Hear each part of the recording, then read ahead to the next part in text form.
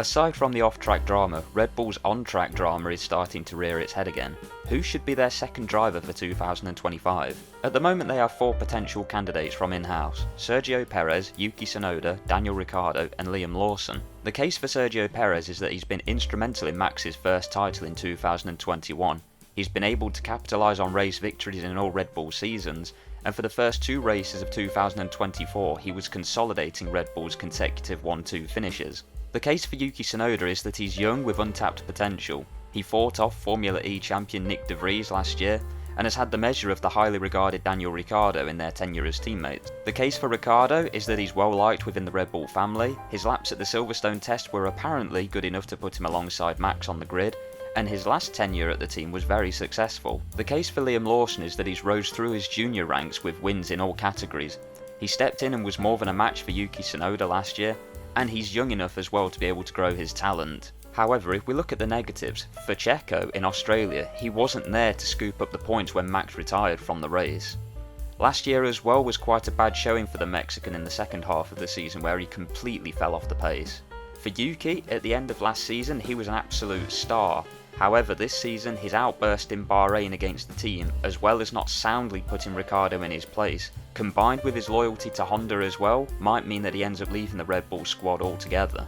Daniel, so far, has not proved that he deserves the Red Bull seat, and, thanks to Liam Lawson last year, he hasn't proved that he deserves the V-Carb seat either. And then for Liam, it basically all comes down to experience. Yes, he performed very well, and there's a lot of room for him to grow because he's a young driver, but I just don't think he's got the experience to go straight into the Red Bull. But he should definitely be driving one of the V-Carb cars, that is difficult to say, next season alongside either Yuki or one of the other Red Bull juniors if Yuki ends up leaving.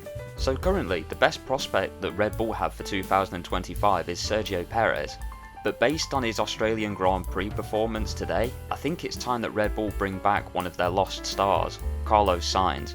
Carlos and Max were relatively close on performance in their Toro Rosso days, and Carlos has consistently shown that he's in the top pool of drivers each season. I'd actually put him in the top 5 for sure. Carlos is a great tactician behind the wheel, not only suggesting his own strategies in the middle of the races which have paid dividends, but his racecraft and ability to view the race from a third-person perspective make him one of the most complete drivers. His performance in Australia as well as Bahrain shows his pedigree for this season, and also a race win with an edge on his teammate just 2 weeks after surgery is absolutely mind-blowing. And think about this, next year, Ferrari have the strongest confirmed lineup so far. If you put Sergio Perez or Daniel Ricciardo in that second Red Bull seat alongside Max, and the Ferrari is comparable to the Red Bull, will those guys be fast enough to bring the fight to Charles and Lewis? Carlos is out of contract for next season, and he's a hot commodity in both his looks and his driving ability. He gets on well with Max currently, he has history with the team, and I personally think he'd be both a huge motivator to keep Max on his toes and boost team morale for the Milton Keynes based squad.